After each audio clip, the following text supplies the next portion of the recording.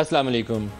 پاکستان میں سیاسی ماحول کو بہتر کرنے کے لیے کیا چیزیں ضروری ہیں؟ بعض تو ایسی فساد والی کیفیت ہوتی ہے جس میں پوری قوم چاہتی ہے کہ یہ معاملہ سمیٹا جائے اور ہم ایک سلجھے ہوئے طریقے سے آگے بڑھ جائیں، لیکن کبھی دھرنا، کبھی ڈی چوک کے اندر، کبھی فیض آباد کے اندر، پھر ایک طرز سیاست جس میں کبھی پارلیمان ہٹ ہو جاتی ہے، کبھی پی ٹی وی اسٹیشن پہ حملہ ہو جاتا ہے، اور پھر 9 مئی۔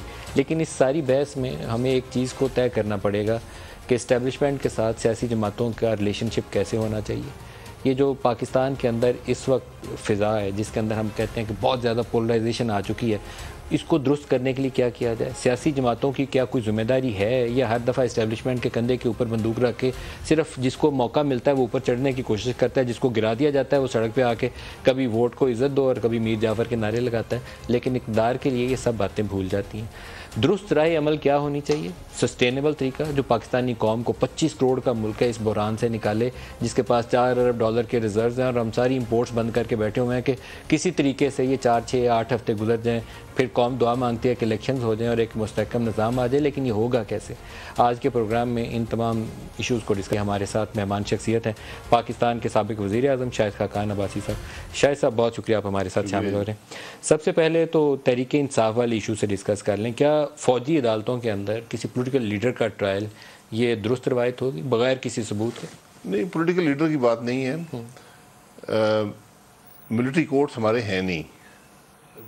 ایک ہی طریقہ ہے آرمی ایکٹ کے تحت، جو میری نالج ہے، ہو سکتا ہے میں غلط ہوں، کہ آرمی ایکٹ کے تحت آپ کورٹ مارشل کر سکتے ہیں، جو ایک سمری ٹرائل ہوتا ہے، جس میں پھر جہاں تک میری نالج ہے قانون شہادت کا بھی نہیں اپلیکیبل ہوتا، اور جو عام رائٹس ہیں وہ بھی اپلیکیبل نہیں ہوتے، ایک سمری ٹرائل کیا جاتا ہے۔ اس میں جہاں تک میری نالج ہے پھر آپ کسی سویلین کا اکیلے ٹرائل نہیں کر سکتے، ایک کانسپریسی ہونی چاہیے جس میں ملٹری پرسنل بھی انوالوڈ ہوں، اس میں اگر کوئی سویلین انوالوڈ ہو تو وہ بھی ساتھ اس کا بھی ٹرائل ہو جاتا ہے۔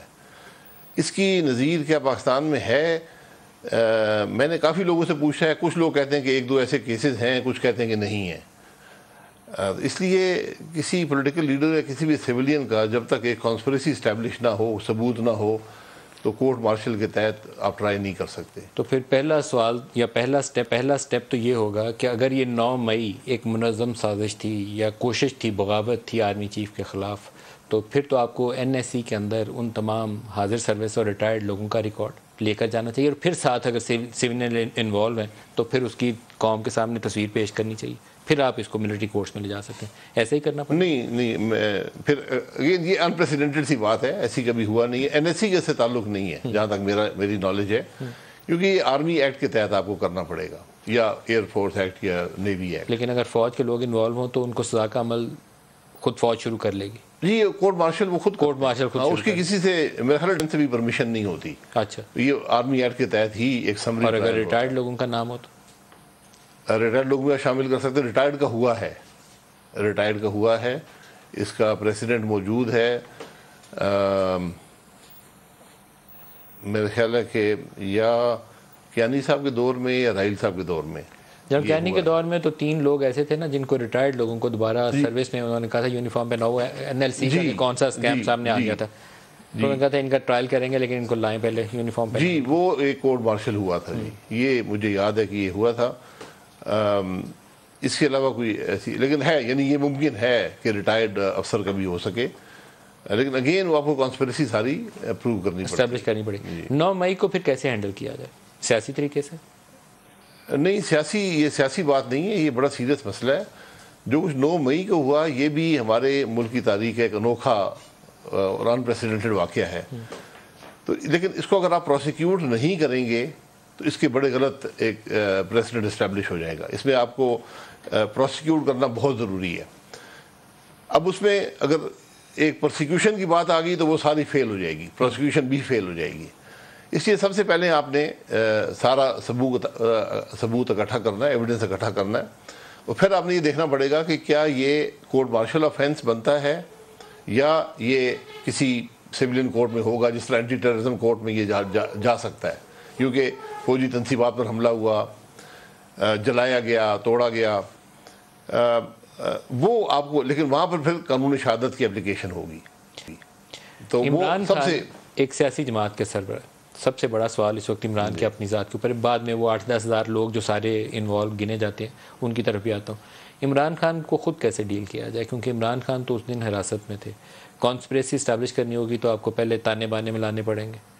جی بالکل، میں نے کہا نا کہ جو آدمی موقع پر موجود نہ ہو وہ کانسپریسی کا حصہ ہی ہو سکتا ہے، تو وہ پارٹی کے صدر ہوں یا نہ ہوں، یہ ان کا رائٹ ہے کہ ان کو پروسیکیوٹ کیا جائے، لیکن وہ کسی قانون سے مستثنا بھی نہیں ہے۔ یعنی وہ یہ نہیں ہو سکتا کہ میں پارٹی کے صدر ہوں، میں جو مرضی کرتا پھروں، یہ بھی پاسبل نہیں ہے۔ لیکن میں نے پھر کہا کہ اگر آپ جب پروسیکیوٹ کریں گے تو پھر آپ کو قانون کے مطابق چلنا پڑتا ہے، تو پہلے وہ ایویڈنس اکٹھا کر لیں، اگر اس میں کورٹ مارشل آفینس بنتا ہے تو وہاں پہ ہو سکتا ہے، اگر نہیں ہے تو پھر عام کورٹس میں ہوگا۔ ابھی تک کی اطلاع کیا ہے؟ جب آپ لفظ استعمال کے میوٹنی جب ہو تو اگر کوئی فوج کے حاضر سروس لوگ ہوں ان کو تو سزائے موت ہوتی ہے، چیف کے خلاف کوئی ایسی بغاوت کی اٹیمپٹ جو ہے اس کو فوج کبھی ٹالریٹ نہیں کرتی، دنیا میں کہیں پہ بھی، پوری دنیا میں اس کا ایک ہی طریقہ کار ہوتا ہے۔ حکومت کے پاس اطلاع کیا ہے 9 مئی کو کیا ایسا کچھ ہوا؟ نہیں، مجھے کسی بات کا علم نہیں ہے کہ اس دن میوٹنی ہوئی یا نہیں ہوئی، یا میوٹنی کا آفینس بھی یہاں بنتا ہے یا نہیں بنتا۔ میوٹنی کے آفینس بھی جنرلی جو ہے اگر ملٹری کے اندر ہوں تو کورٹ مارشل سے ہی ٹرائی ہوتے ہیں، اور سمری ججمنٹ ہوتی ہے اور عام طور پہ سزائے موت ہی اس میں ہوتی ہے، لیکن وہ دیکھتے ہیں کہ اس میں کیا رول تھا۔ آپ کے سامنے 23 مارچ 1973 کا جو معاملہ ہے، جس میں جج جو تھے وہ اس وقت میجر جنرل ضیاء الحق تھے، وہ ایک اس کے بعد بھی چھوٹے موٹے واقعات ہوئے، لیکن وہ ایک بڑا، تو اس میں شاید کسی کو سزائے موت نہیں ہوئی تھی، اچھا، تو وہ سب کو جیل سینٹنسز ملی تھیں، اس لیے وہ ہمیں ایزیوم نہیں کرنا چاہیے کہ ہر معاملے کی سزا سزائے موت ہی ہوگی۔ کیا ایسی کوئی تحقیقات فوج کر رہی ہے اس وقت؟ نہیں، مجھے کوئی علم نہیں، آپ کے علم نہیں؟ کم از کم ایسی کوئی پبلک ڈومین میں نالج نہیں ہے، کوئی نیوز رپورٹس ایسی نہیں آئیں، نہ ہی کبھی ٹرائل شروع ہوا ہے۔ اچھا، 9 مئی کو ایک غیر معمولی چیز یہ ہوئی کہ لاہور کے اندر دیکھ لیں تو جناح ہاؤس ہے یا کور کمانڈر ہاؤس ہے، پنڈی کے اندر دیکھیں تو GHQ ہے، ISI کا آفس حمزہ کیمپ ہے، MM عالم بیس ہے، فیصل آباد میں ISI کے آفیسز ہیں، چک درہ قلعہ ہے، قلعہ بالا حصار ہے، وہ انسٹالیشنز ہیں جو فوج سے جڑی ہوئی ہیں۔ تو ایک تو فوری طور پہ یہ خیال آتا ہے کہ سارا کچھ آٹو پہ نہیں ہوا، یہ جگہیں چن کے ہٹ کی گئی ہیں، لیکن اب اس کو لے کے آگے کیسے چلا جائے؟ کیا پارلیمنٹری اوورسائٹ ہو اس میکنزم کے اوپر؟ کیونکہ آپ کی PDM کے اندر سے تو بعض لیڈر جو ہے نا ان کو لگتا ہے یہ بہت ہی اچھا موقع ہے، لٹا دیں اس وقت PTI کو، اس کو بھی پکڑ لو اس کو بھی پکڑ لو، but there should be a rule base system نا جس کے تحت آگے جایا جائے۔ نہیں دیکھیں، یہ پہلی بات حکومت PDM کی نہیں ہے، PDM حصہ ہے حکومت کا، ایک کولیشن گورنمنٹ ہے، بہت سی پارٹیز کے اندر ہیں جو PDM میں نہیں ہے۔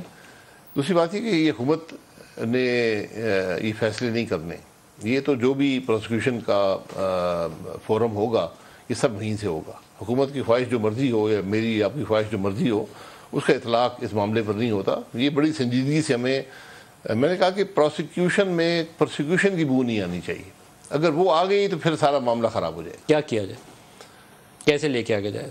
وہ تو کہتے ہیں تحریک انصاف پہ پابندی لگا دو، کوئی کہتا ہے عمران کو پکڑ کے ملٹری کورٹ میں لے جاؤ، کیا کیا جائے؟ پابندی دیکھیں وہ کہنے میرے اور آپ کے کہنے سے نہیں ہوگا، آپ نے ایویڈنس اکٹھا کرنا ہے، اس کے مطابق آپ نے کارروائی کرنی ہے۔ میں نے کہا کہ اگر وہ کورٹ مارشل آفینس بنتا ہے، ایک کانسپریسی ہے جس میں ملٹری کے لوگ بھی انوالوڈ ہیں، پھر ڈیفینیٹلی کورٹ مارشل کا آفینس ہے۔ اگر نہیں ہے تو پھر آپ کو کورٹ میں لے کے جانا پڑے گا، ایک اوپن ٹرائل ہوگا، وہ ٹرائل بند تو ہو نہیں سکتا۔ جتنی پاکستان میں اس وقت سیاسی فضا خراب ہو چکی ہے پچھلے 7-8 سالوں میں، اس میں مسلسل تنزلی ہے، نیچے گر رہے ہیں ہم۔ کوئی زمانہ ہوتا تھا کہ بڑے بڑے نام تھے، نواب زادہ نصر اللہ خان، باقی اور لوگ وہ اکٹھے ہوتے تھے، اتحاد بھی بنتے تھے اپوزیشن کے، لیکن وہ معاملات کو سنبھال لیا کرتے تھے، ایون ماشاء اللہ کے دور میں بھی۔ کیا ابھی کوئی نواز شریف، کوئی آصف زرداری، کوئی ایسا ایلڈرلی رول نہیں پلے کر سکتے کہ آگے بڑھیں اور اس تنازعات سے پاکستان کو نکال کے آگے لے جائیں؟ ابھی تک ہوا نہیں ہے بدقسمتی سے۔ نواز شریف کو آ کے اس پروسیس کی اونرشپ نہیں لینی چاہیے؟ جو کچھ ہو رہا ہے پاکستان میں یہ بیسٹ ٹائم ہے اس کے لیے آئے۔ اس وقت نواز شریف صاحب ہی ہیں جو اگر ایسا کوئی عمل ہوتا ہے اس کو لیڈ کر سکتے ہیں، کیونکہ وہ فزیکلی ریمووڈ ہیں اس سارے معاملے سے۔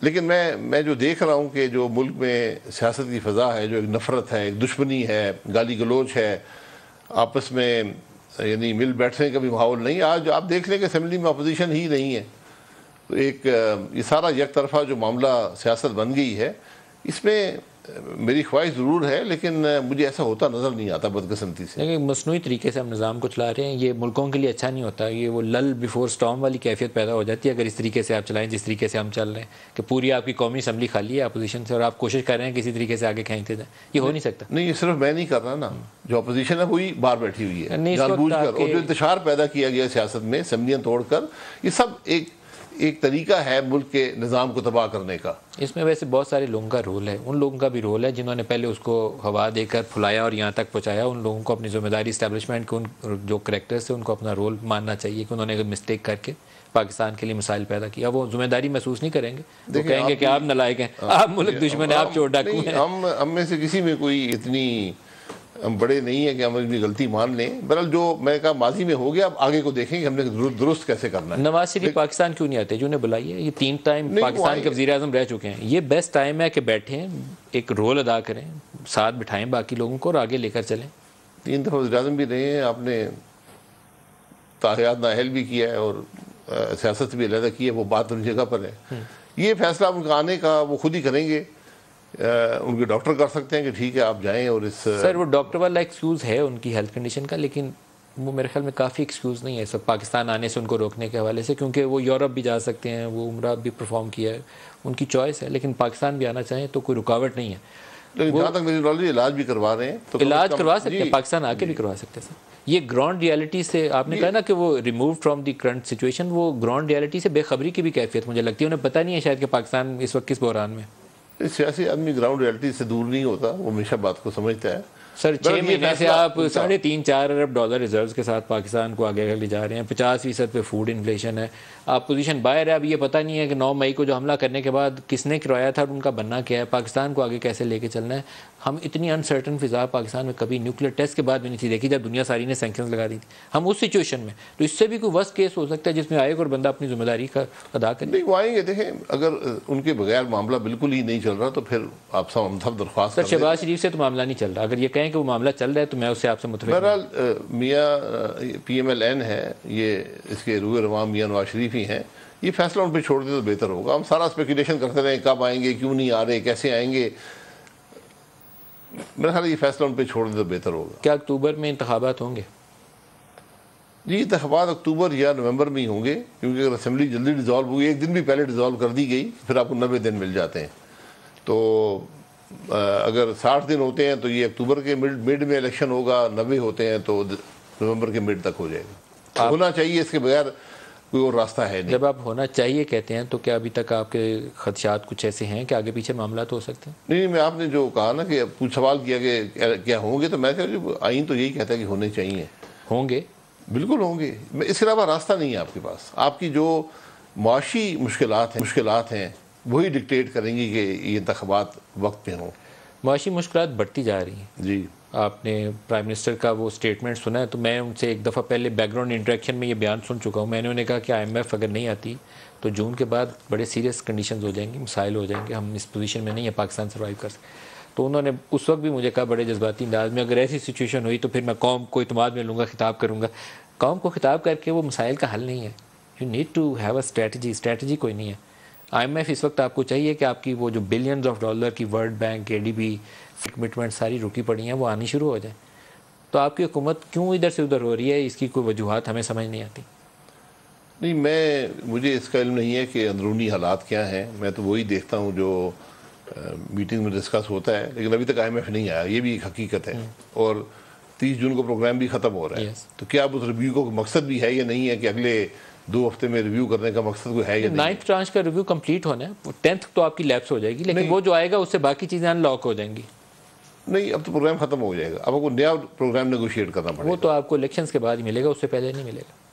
نہیں، میں یہ کہہ رہا ہوں تو ابھی آپ اس پہ کام شروع کرتے ہیں. لیکن یہ چونکہ آپ نے ایک انٹرم، آپ کو ایک 9th ریویو اگر آپ کا کمپلیٹ ہوتا ہے تو اس کے نتیجے میں آپ کی ورلڈ بینک کے جو رکے ہوئے پیسے ہیں وہ بھی آتے ہیں. پھر آپ کو فلڈ ریلیٹڈ کچھ کمٹمنٹس تھی وہ بھی آپ کی رکی ہیں، پھر وہ بھی آتی ہیں.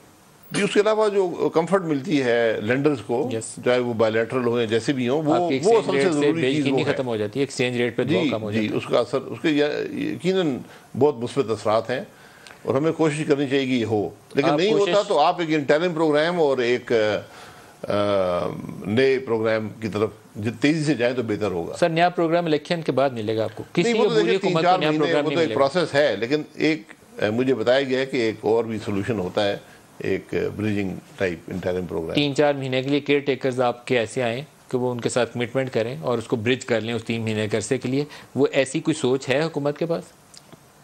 دیکھیے یقیناً کوئی اسٹریٹجی ہوگی, مجھے اسٹریٹجی کا علم نہیں ہے, لیکن یہ ایک حقیقت ہے کہ ابھی تک ہم پروگرام ان کو سیٹسفائی نہیں کر سکے. جو بھی وجوہات ہیں, بہت سی باتیں بیان کی گئی ہیں, اسپیکولیشن بھی ہوتی ہے, لیکن حقیقت یہ ہے کہ ہم نہیں کر سکے. ہمیں کرنا چاہیے, تیزی سے کرنا چاہیے. پوری امپورٹس دبا بھی دینا آپ تو پھر بھی 22 سے 25 ارب ڈالر کی سالانہ آپ کی فائنانسنگ کی ریکوائرمنٹس ہیں. جی تو ہم ایسی مشکل میں پھنسے ہوئے ہیں کہ آسان حال ہی کوئی نہیں ہے.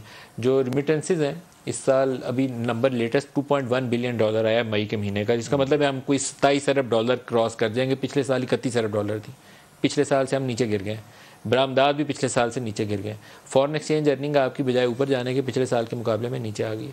تو آپ کو کہیں نہ کہیں سے تو وہ پیسے ارینج کرنے ہیں, نہیں تو دوسرا حلیہ ہے پھر ڈیٹ ری پروفائلنگ کی طرف جائیں. اس کے علاوہ تو کوئی اور طریقہ دنیا میں کوئی نہیں ہے. ڈالر آپ چھاپ نہیں سکتے. ڈیٹ ریسٹرکچرنگ تو ایک یعنی ایک سٹیپ ہے ڈیفالٹ کی طرف. اب یہ سمجھیں, اور اس کے منفی اثرات ہوتے ہیں, لیکن یہ آپ کو سب آپشن ایویلیویٹ کر کے ایک سٹیپ لینا پڑے گا.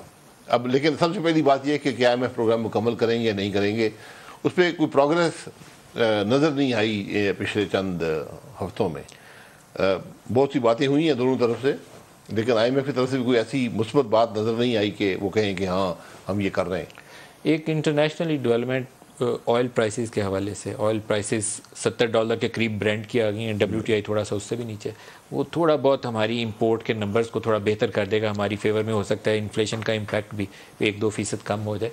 لیکن بجٹ جو ان لائن ہونا چاہیے تھا کہ ہماری لانگ ٹرم جو اسٹرکچرل پرابلمس کو ایڈریس کر سکے, وہ نہیں ہے. ہم نے 7300 ارب دے دینا ہے صرف انٹرسٹ پیمنٹس میں. 1800 ارب کا جو ڈیفنس کا بجٹ ہے ہم نے سارا ادھار لے کے دینا ہے. ہمارے پاس فیڈرل گورنمنٹ کے پاس کچھ نہیں بچے گا اس کے بعد. تو ہم کیسے اس ملک کو آگے چلائیں گے؟ کوئی کسی کے پاس سائنس ہے تو ایسی بتائے. یہی بات ہے. ڈیفنس بھی ادھار پہ چلے گا تو پھر تو ملک نہیں چل سکتا.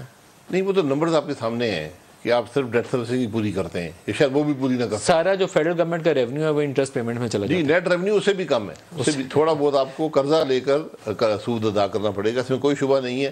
یہی سب تشویشناک بات ہے. اور جب بھی کموڈٹی پرائسز نیچے جا رہی ہیں, جب بھی وہ نیچے جائیں گی تو آپ کا ریونیو بھی کم ہو جاتا ہے. امپورٹ پہ ریونیو وہ بھی کم ہو جاتا ہے, تو اس کا ایک نیگیٹو امپیکٹ بھی آ جاتا ہے.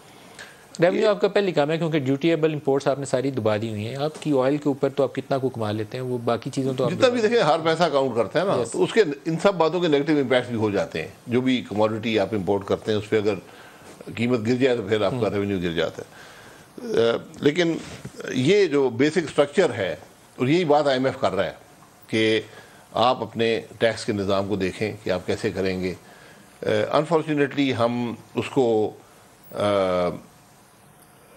ہم اس میں کوئی جدت نہیں لا سکے, کوئی ایسی تبدیلی نہیں کر سکے جس سے ڈائریکٹ ٹیکسیشن بڑھ سکے. یہ ایک چیلنج ہر حکومت کو رہا ہے پچھلے کم از کم 30-35 سال سے. 2 چیزوں سے تو آپ نے باقاعدہ نظر چرائی ہے. آپ نے ریئل اسٹیٹ سیکٹر کے اندر اور یہ پراپرٹی ٹیکسیشن کے اندر بڑی گنجائش تھی, اور آپ لوگوں نے اس کو ہاتھ لگانا بھی پسند نہیں کیا. دوسرا جو ریٹیل ٹریڈ اور ہول سیل ٹریڈ کے اندر پوٹینشیل موجود تھا وہ انڈر ٹیکسڈ ہے اپنے پوٹینشیل کے حساب سے. دونوں کو آپ نے بالکل ہاتھ نہیں لگایا. تو آپ نے ذمہ داری پوری نہیں کی اس بجٹ کے اندر.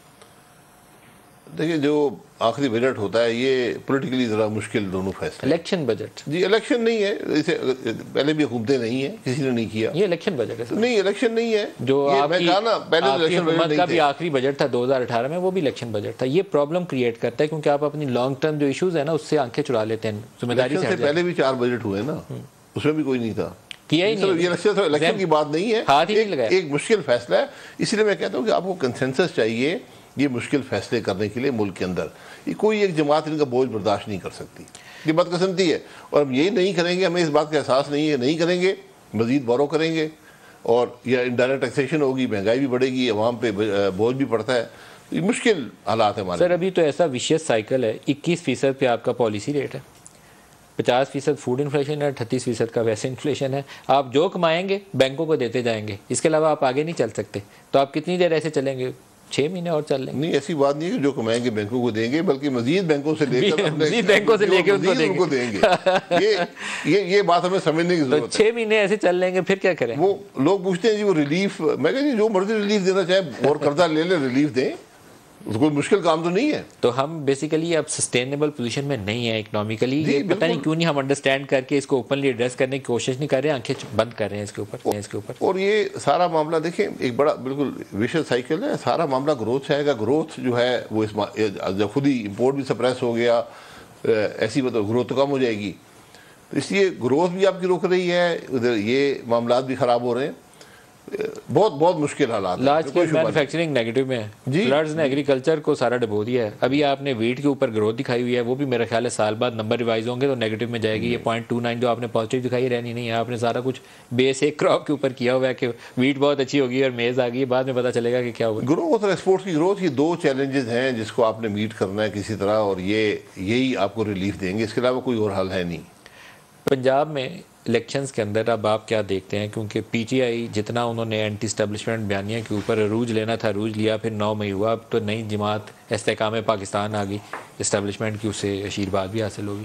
تو نون لیگ پنجاب کی طرف ہی آپ کی بھی ہے اور پی ٹی آئی کی بھی، آپ دونوں کا. یہ تو الیکشن جب ماحول جب آئے گا اسے پتہ چلے گا. ناٹ فار وے، اکتوبر میں تو آپ خود ایکسپیکٹ کریں. لیکن وہ الیکشن کا اپنا ماحول ہوتا ہے. اس میں تو بڑی ایک انسرٹنٹی سی ہے پولیٹیکل ماحول میں کہ مسلم لیگ نون کیا ریٹین کرتی ہے. یقیناً جو کچھ ہوا ہے، پی ٹی آئی نے جو کیا ہے اور جو اس کے بعد فال آؤٹ ہوا ہے، اس کا ایک مثبت اثر دوسری جماعتوں کے لیے ایک ماحول پیدا ہوگا.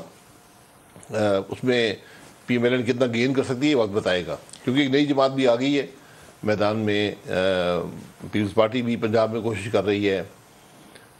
تو یہ کافی فلوئڈ سچویشن ہے. لیکن جب ماحول الیکشن کا بنے گا تو پھر آپ کو نظر آئے گا. 9 اپریل 2022 کے بعد پی ایم ایل این نے صرف لوز کیا ہے سیاسی لحاظ سے، گین نہیں کیا. اس سے پہلے جتنے بائی الیکشنز تھے آپ کی جماعت کی اسٹرینتھ نظر آتی تھی پنجاب میں. صرف ایک یہ سیالکوٹ والا وہ ایک ایم پی اے کی سیٹ کا الیکشن تھا جو لوز کیا تھا، باقی سارے بائی الیکشنز آپ جیت گئے تھے. ایون نوشہرہ سے جیت گئے تھے آپ لوگ. اب مار پیٹ نہیں ہے آپ کو. اس کے بعد ہم نے بائی الیکشن کا رزلٹ بھی دیکھا، ابھی بھی مجھے لگتا ہے آپ کو مار پیٹ نہیں ہے. آپ گراؤنڈ پہ نہیں ہیں. آپ پتہ نہیں نواز شریف صاحب بھی پاکستان سے دور رہے کہ انہیں پاکستان کے حالات کا پتہ نہیں. یہ آپ کا تجزیہ ہے کہ پیشن گوئی ہے؟ یہ میرا گراؤنڈ ریالٹیز کو دیکھتے ہوئے تجزیہ. ٹھیک. پیش گوئی تو وہ کوئی سٹارز دیکھ کے کر سکتا ہے، میں تو لوگوں کی صورتحال دیکھ کے بتا رہا ہوں. نہیں یقیناً دیکھیں ایک حکومت آئی ہے ایسے حالات میں، اس کی ایک پولیٹیکل پرائس ہے، وہ مسلم لیگ نون کو پے کرنی پڑے گی. لیکن اس کا کتنا اثر ہوتا ہے یہ الیکشن کے دن ہی پتہ چلے گا.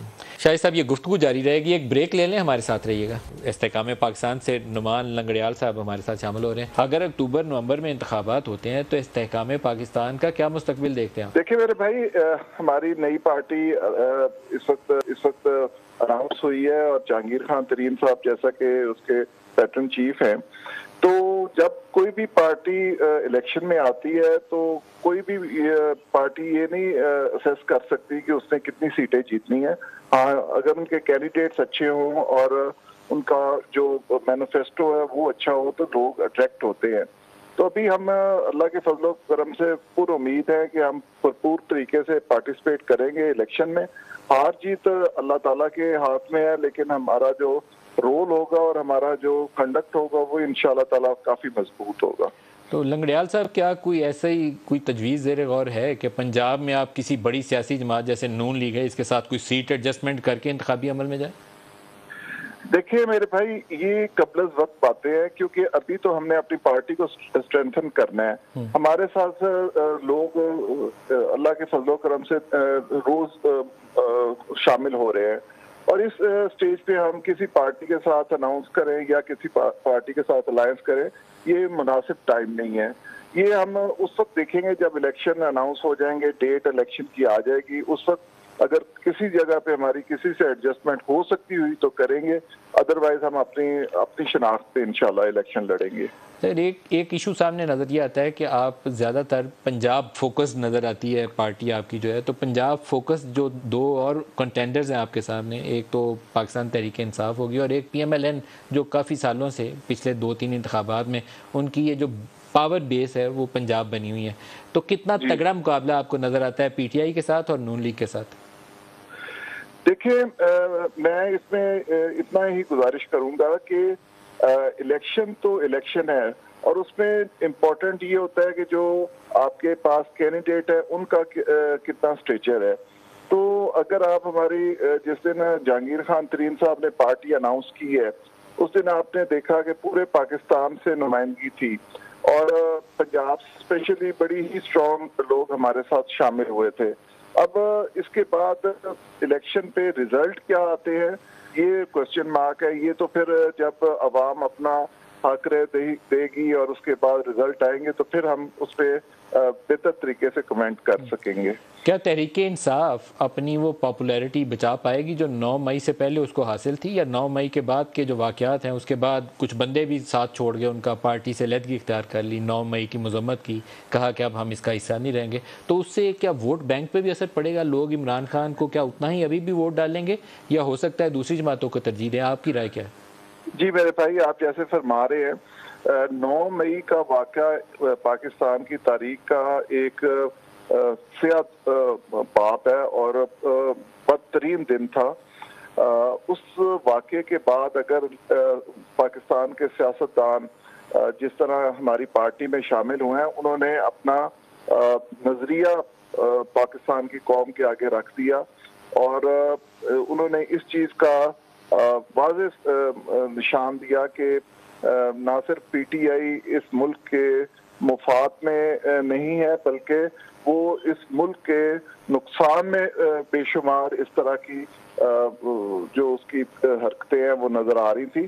اور جس طرح عمران خان نے یوتھ کو ورگلایا، عوام کو ورگلایا، اللہ کے فضل و کرم سے آج میں سمجھتا ہوں ہر سمجھدار بندہ عمران خان کو کم از کم نہ صرف ووٹ بلکہ اس کو اس ملک کا کسی طرح سیاست میں شامل نہیں ہونے دے گا انشاءاللہ. لنگڑیال صاحب، آپ نے کہا کہ عمران نے اس طریقے سے نوجوانوں کو ورگلایا. کیا پارٹی میٹنگ کے اندر کبھی عمران نے قائل کیا تھا کہ اگر ایسی سٹیج آئے کہ ان کو پکڑ لیا جائے تو جی ایچ کیو کے اوپر، جناح ہاؤس کے اوپر، ایم ایم مالم بیس کے اوپر، آئی ایس آئی کے آفیسز کے اوپر، ان جگہوں پہ اٹیک کرنا ہے؟ کیونکہ یہ بڑی اسٹرانگ سٹیٹمنٹ ہے جو ابھی آپ نے دی، تو بڑا اسپیسیفک آپ سے پوچھنا چاہوں گا کہ کسی میٹنگ میں کہیں انہوں نے براہ راست یا انڈائریکٹلی یہ کہا ہو، اکسایا ہو کہ جائے اس جگہ پہ ضرور اٹیک کرنا ہے؟ دیکھیں میرے بھائی، آپ تو ماشاءاللہ میڈیا سے ریلیٹڈ ہے اور سوشل میڈیا پہ اگر آپ یوتھ کو دیکھیں تو جس طرح ان کی لینگویج تھی اور جس طرح وہ مطلب اینٹی پی ٹی آئی لوگوں کو مخاطب کرتے تھے، ایک بدتمیزی کا سما تھا، ایک جس طرح مطلب آپ یہ کہہ لیں کہ وہ نہ صرف ان کو عمران خان بیک اپ کرتا تھا بلکہ میں تو خود اس وقت گورنمنٹ کا حصہ تھا، تو ہمارے جو انفارمیشن منسٹر تھے ان کو کہا جاتا تھا کہ جی گالیاں دو، آپ زبان گندی استعمال کرو پی ڈی ایم کے خلاف، تب جا کے میں آپ پہ راضی ہوں گا. پھر جب آپ کو یہ بھی یاد ہے کہ جس دن وہ ڈیٹ پہ اسلام آباد جا رہا تھا تو اپنی زبان سے وہ پاک فوج کے افسران کا نام لے رہا تھا، اسے آپ کیا اسیس کرتے ہیں کہ کیا وہ اتنا بھلا مانس تھا اور اتنا مطلب ملک کا ہمدرد تھا کہ وہ اپنی پاک فوج کو بھی نہیں بخش رہا تھا؟ تو آپ یہ کیسے کہہ سکتے ہیں کہ یوتھ کو اس نے نہیں ورگلایا؟ بالکل صحیح. نعمان لنگڑیال صاحب، سینئر رہنما استحکام پارٹی کے، بہت شکریہ آپ نے ہمیں جوائن کیا. Welcome back. شاہد خاقان عباسی صاحب، جو عمران کی پیشی تھی جس میں وہ جی آئی ٹی کے سامنے اس میں سوال جواب ہوا، آج میں کسی اخبار میں شاید نیوز میں نے اس کی ڈیٹیل پڑھی، انہوں نے پوچھا کہ آپ نے نام لیا فیصل نصیر کا، آپ کے پاس ایویڈنس ہے؟ انہوں نے کہا نہیں ہے. انہوں نے کچھ اور شواہد کا پوچھا، انہوں نے کہا نہیں ہے. انہوں نے کہا ڈرٹی ہیری کیسے کہتے ہیں؟ انہوں نے کہا فیصل نصیر کو کہتا ہوں. تو لیکن ثبوت ان سے پوچھے گئے تو انہوں نے کہا ثبوت نہیں ہے. تو یہ معاملہ ایک عجیب سا ہے، یہ ایک انپریسیڈنٹڈ سی فضا ہے یہ بھی پاکستان میں. نام آپ لوگوں نے بھی لیے تھے گجرانوالہ کے جلسے میں، الیکشنز کے حوالے سے نواز شریف نے کہا تھا جنرل باجوہ صاحب آپ ذمہ دار ہیں، جنرل فیض حمید آپ ذمہ دار ہیں، لیکن یہ براہ راست ایک الزام تھا ان کے اوپر جو وزیر آباد نے حملہ ہوا، عمران اس کے اوپر الزام عائد کر رہے تھے. جی آئی ٹی کے سامنے انہوں نے کہا ان کے پاس کوئی شواہد نہیں، لیکن اپنی سٹیٹمنٹس پہ وہ قائم ہے کہ یہ درست ہے. نہیں، کوئی نئی بات نہیں ہے. اس سے پہلے امریکہ کا بھی یہی معاملہ تھا، روس گئے تھے، وہاں بھی تیل لے کر آئے تھے، اس کا بھی یہی معاملہ تھا. جو کچھ عمران خان صاحب نے فرمایا ہے، جو ان پہ ہوا تھا گجرانوالہ میں، جو جس کو اسیسینیشن اٹیمپٹ کہتے ہیں، اس کے بھی آپ نے دیکھ لیے ہیں. وزیر آباد پہ گولی تو ان پہ چلائی گئی، گولی چلائی گئی، لیکن کس نے چلائی؟ حکومت ان کی تھی، پکڑتے نا، سب حکومتیں کیا یہ کیا ہو رہا تھا, کیوں چھپایا گیا ہے, زخم کی لگے نہیں لگے, کس کو لگے. میں دیکھیں آپ جب اس قسم کے کام کریں گے تو کوئی آپ پہ یقین نہیں کرے گا. عمران خان صاحب نے آج تک جو بات کی ہے یہ وہ سبسٹینشیٹ نہیں ہو سکی. جو آدمی ایک خط لہرائے جلسے کے اندر 10-15 ہزار آدمی کے سامنے کے دیکھیں یہ میرے پاس ثبوت ہے, ثبوت دے نا. مطلب آپ جھوٹ پہ جھوٹ بولتے ہیں, آپ ایک ایسی باتیں کرتے ہیں کہ کوئی آپ کے پاس ایویڈنس نہیں ہوتا, بلکہ کوئی سر پیر نہیں ہوتا ان باتوں کا. آج جو اس وقت جو ہمارے سفیر تھے وہ آج فارن سیکرٹری ہیں, وہ بتا دیں. تو یہ باتیں جو ہیں یہ انوکھی بات نہیں ہے, یہ سارا سلسلہ ہی ایسا ہے. سارا یہ جو یہ عمارت ہے جھوٹ پہ تعمیر ہوئی ہوئی ہے. یہ عمران نے بنیادی طور پر جو خط لہرانے والا پورا واقعہ ہے یہ بھٹو کی ایک زندگی سے ایک پیج تھا جس کو انہوں نے پورا کاپی کیا. بھٹو نے خط لہرایا تھا جب کے فورن سیکرٹری نے ان کو ایٹمی پروگرام کے اوپر دھمکی بھی دی اور پھر خط بھی لکھا, تو بھٹو نے خط لہرایا کہ یہ دھمکی آئی ہے. تو عمران نے اپنے ہی سفیر کا جو عمران کی حکومت کے تعینات کرتے سفیر تھے امریکہ کے, ان کے آئے ہوئے مراسلے کو کہا یہ امریکہ کی دھمکی آئی ہے. جی میں نے کہا یہ کوئی ان کے لیے انوکھی بات نہیں ہے. جو کچھ یعنی یہ آپ وہ درختوں سے لے لیں, جو سونامی تھی درخت کی کہ 1 ارب درخت لگ گئے ہیں, پتہ نہیں 10 کروڑ درخت لگ گئے ہیں, کچھ بھی نہیں. جو کچھ انہوں نے حکومت میں کہا ہے اس کے بعد کہا ہے سب جھوٹ پہ مبنی ہے. تو فیوچر کیا ہے ہمارا؟ ہم اسی طرح بیچ گینی سے ایک دوسرے سے لڑتے کلتے رہیں گے, آگے چلیں گے, یا کوئی صلح صفائی سے کوئی راستہ نکالیں گے, میز پہ بیٹھیں گے, روڈ میپ طے کریں گے؟ کوئی راستہ نکالیں, لیکن میں تو ہمیشہ کہتا ہوں راستہ بیٹھ کر ہی نکلے گا. بات بنتی نظر نہیں آتی. یہ ایک افسوسناک بات ہے. اور پھر کیا الیکشن آپ کو حل دے دیں گے ان حالات میں؟ یہ بھی بڑا سوال ہے. آپ کے خیال میں حل دیں گے؟ ان حالات میں نہیں دے سکتے. نہیں دے سکتے. نہیں, مزید خرابی ہوگی. الیکشن آپ کو کوئی حل نہیں دیں گے. الیکشن سے خرابی ہوگی. الیکشن سے مزید حالات بگڑیں گے. وہ کیسے؟ اگر آپ نے اس سے پہلے طے نہ کیا کہ ہم نے ملک آگے کیسے چلانا ہے. پہلے تو سوال یہ ہے کہ اگر کسی کو جو حکومت آئے گی اس کو ایک بڑا معاشی بوجھ اور مشکل فیصلوں کا بوجھ برداشت کرنا ڈے ون سے. تو کیا وہ کر سکے گی؟ کیا وہ مینیج بھی کر سکے گی؟ کیا صلاحیت ہے اس کے اندر؟ کیا نظام میں صلاحیت ہے؟ یہ اصل سوالات. سب سے بڑا تو جو میرے ذہن میں سوال یہ آتا ہے کہ مجھے ابھی شک یہ ہے کہ شاید آئندہ انتخابات میں کسی جماعت کو سادہ اکثریت نہ ملے, ایک کولیشن گورنمنٹ بنے گی. تو کولیشن گورنمنٹ وہ ایک ریسیپی فار ڈیزاسٹر ہوتی ہے نا, اس سچویشن میں وہ ریسیپی فار ڈیزاسٹر ہوگی, کیونکہ ہمیں تگڑے فیصلے لینے ہیں. یہ جو 7300 ارب ہم انٹرسٹ پیمنٹس کا دے رہے ہیں, اس سے بچنا کیسے ہے؟ 7000 کا فسکل ڈیفیسٹ ہے, اس سے بچنا کیسے ہے؟ اس کے لیے کچھ کرنا پڑے گا نا, کہنے سے نہیں کچھ بھی ہوگا. You can't wish them away. Coalition governments میری نظر میں کولیشن گورنمنٹس پاکستان میں بہتر ہوتی ہیں. آئے گی کولیشن ہی, کچھ ساری کولیشن آئی ہیں.